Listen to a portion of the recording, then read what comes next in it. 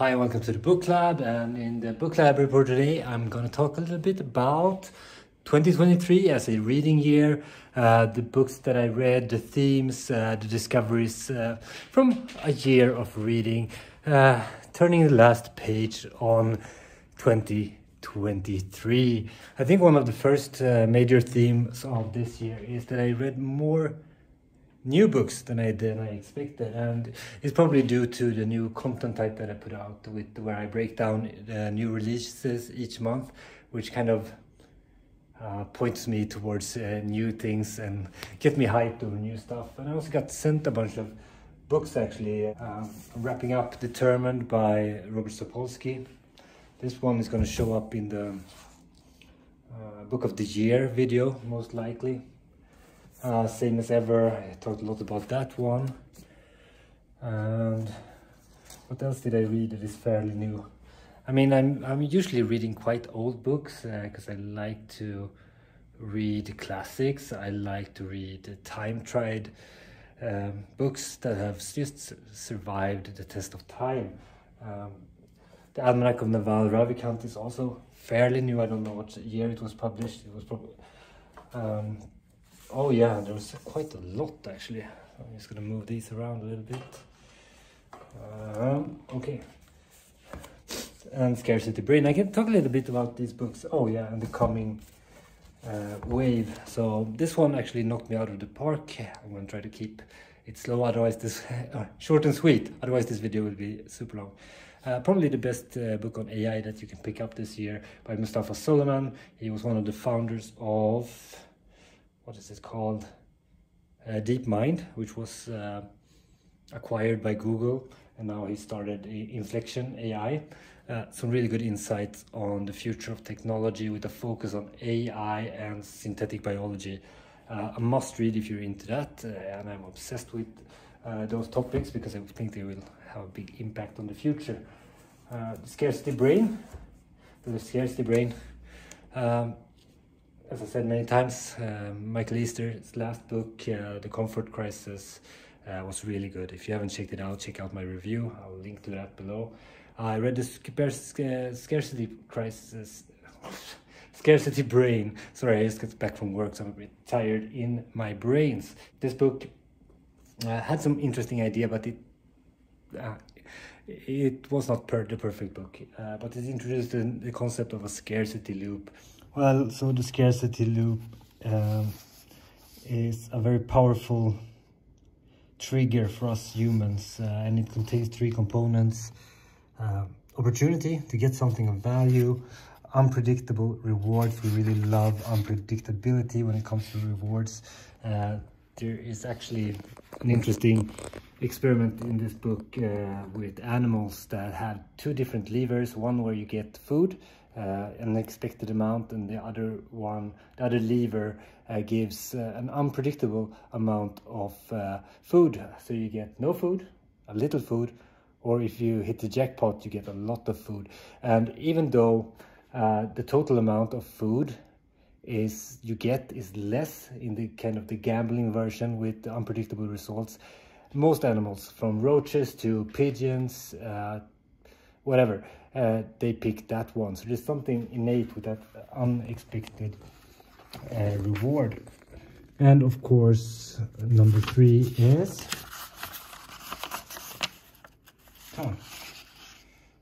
quick repeatability. So this is basically the psychology behind a slot machine, where you pull the lever. Quick repeatability, right? You can do that on a digital slot machine 900 times in an hour. The rewards are spread out. They can be huge, they can be small, and you can get something valuable, money. So that concept is quite interesting, but the book was kind of so-so. Same as ever stood out this year. A really good book about what stays the same. There's so many different cycles that repeats throughout history, and knowing about those will make us better at predicting of what will stay true in the future, because it has stayed true in the past.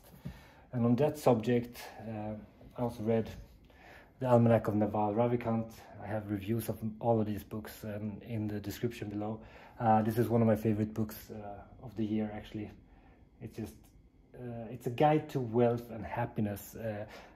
Naval Ravikant, he is an angel investor, and I don't know what made him famous, but he did some famous quotes because he has distilled some of the biggest lessons that he had learned through life, through his career, and just through reading a lot. And all of this is in this book in a very condensed and nice form. So I really recommend this book. It's one of my favorites. Which book didn't I talk about? Boom, boom, boom, boom, boom. Oh yes, I think I started off this year. I'm gonna zoom in a bit because this is a vlog. It's okay to have like bad camera technique. Oppenheimer, great biography, and I was so surprised. It was funny because I didn't know the movie was coming out, so I read the book, and as I was like in the middle of the book, I realized that there was a movie coming out, which was perfect because I was so engrossed in that book. It's my favorite part was the physics part and the building of the bomb and all of that. The other half of the book is mostly about the trial. It's about people trying to frame Oppenheimer. It wasn't as interesting for me, but that book really was fun, and I read it when I painted. I actually built this whole bookshelf, painted it, put it up, and listened to that book, and that was one of my favorite reading experiences this year.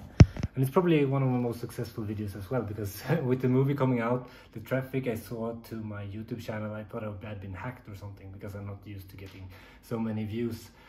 So I guess that was a good timing to put out a Oppenheimer review right before a big movie by Michael Bay, I was about to say, but Christopher Nolan. So I might do that again if I would be opportunistic. Another book I read this year was The Rational Optimist, as a result of reading the Almanac of Naval Ravikant. It's a book he recommended.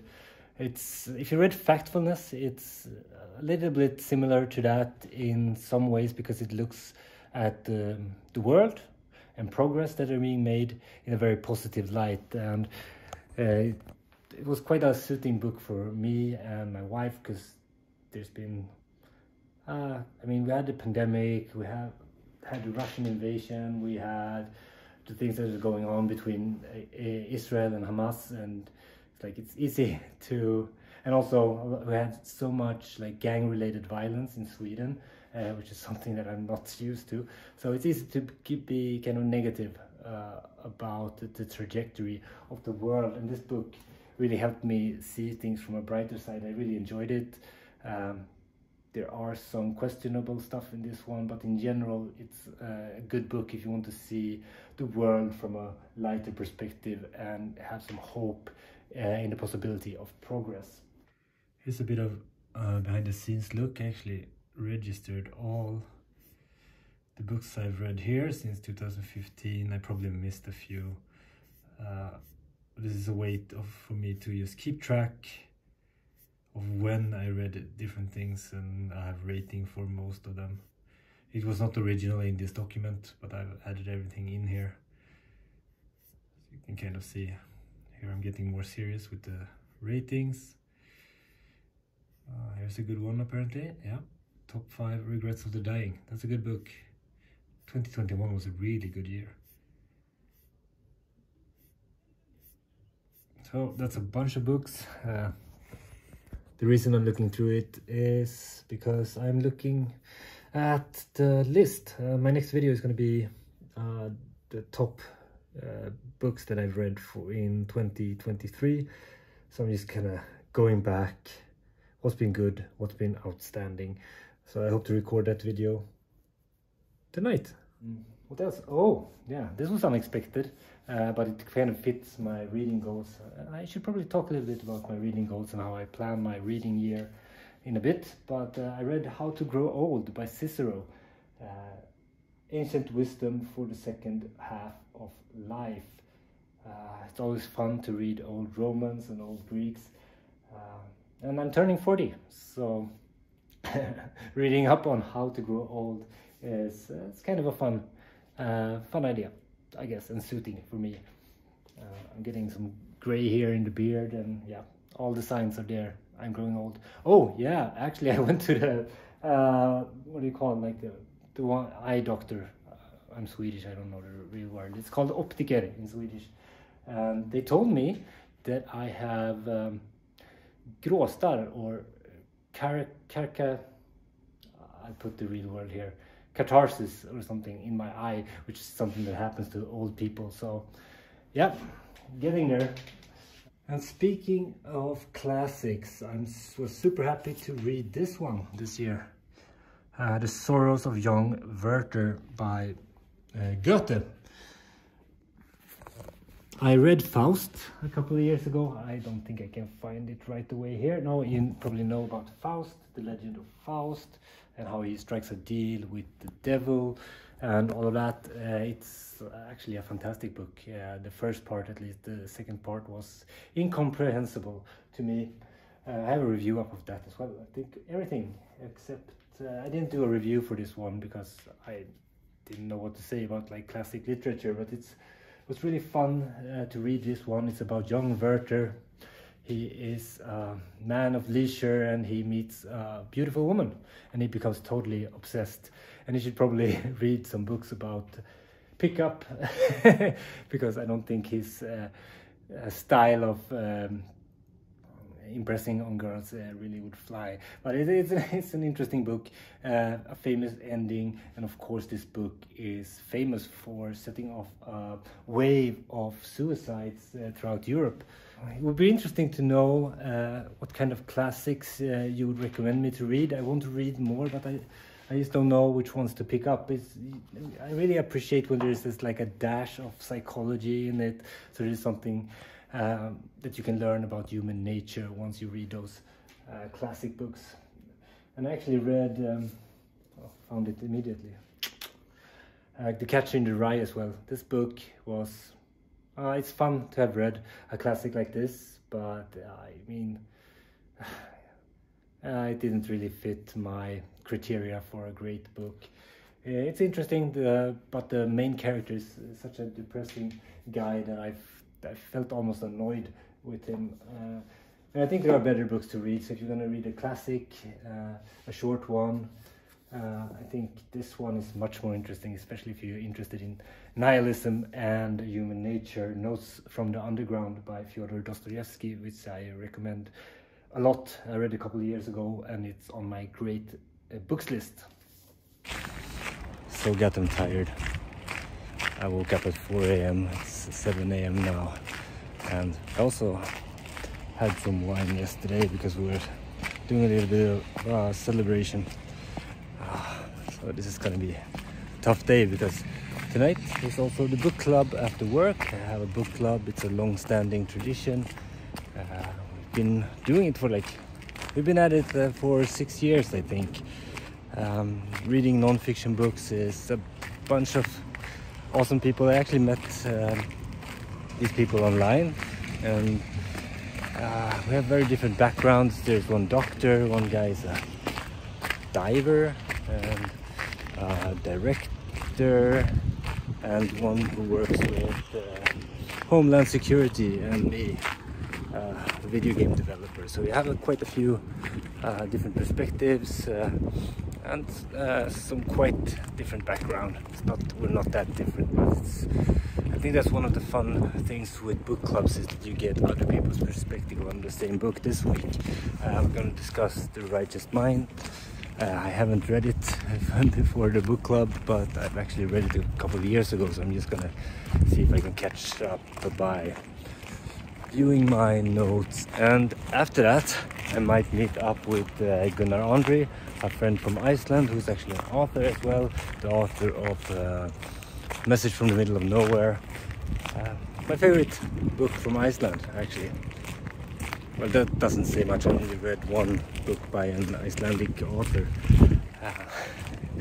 But yes, Message of the Middle of Nowhere, you should actually check it out if you're kind of starting off on your own, maybe starting your own business. It's a really good book about being persistent, how to turn adversity into something that is beneficial for you. It's a really good book. It's quite unique as well because it has this Icelandic, Nordic perspective on things, and he mixes in quite a bit of folklore as well, with trolls and elves and stuff they really enjoy in Iceland. It's 7 a.m.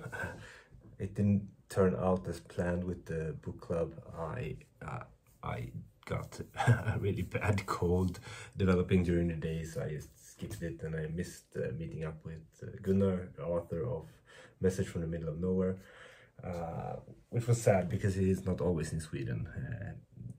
And I also wanted to talk to him about the eruption that happened this week, where it's so crazy when you've been to a place and something like that happens and you realize, oh, I was there, and over there, just right next to it, there's like volcanic eruption. So that's really strange. So I had a rest day yesterday, but we've decided in the next book club book, and for some reason, good or not, I don't know, it's gonna be, I'm gonna show, Think Again by Adam Grant. The Power of Knowing What You Don't Know. I haven't read up on this book and what it is, but I've seen his name all over the place, so it's going to be nice to read one of his things firsthand. The good thing with being in a book club is that you have to read what other people want to read, because we're a bunch of people and we all choose different books, which sometimes give us an opening into a new genre, because you read books that you probably wouldn't read otherwise, and sometimes they strike a chord with you, or you find out about a new topic that you didn't know you wanted to know about. See what this book is about. Intelligence is usually seen as the ability to think and learn, but in a rapid changing world, there's another set of cognitive skills that matter more: the ability to rethink and unlearn. In our daily lives, too many of us favor the comfort of conviction over the discomfort of doubt. So this is probably how to change your mind, which is an interesting topic. I think I'm wrapping up this video. Preparing for Christmas. I'm traveling to the other side of Sweden, so probably some more of that in the next BookLab report. Upcoming content will be the Determined review. It ended up on my Book of the Year list, so that's going to be exciting to record. A Billion Wicked Thoughts, great book. It probably would have made a list if I would have finished it. Also the breakdown of the January releases. I'm a little bit behind on planning that, but that's going to come out, so there's a lot of things coming up on the channel. If we don't see you before New Year's, then Happy New Year.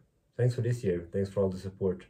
BookLab is back next year with even more content and some quite aggressive plans to expand what we do on the channel. So stay tuned.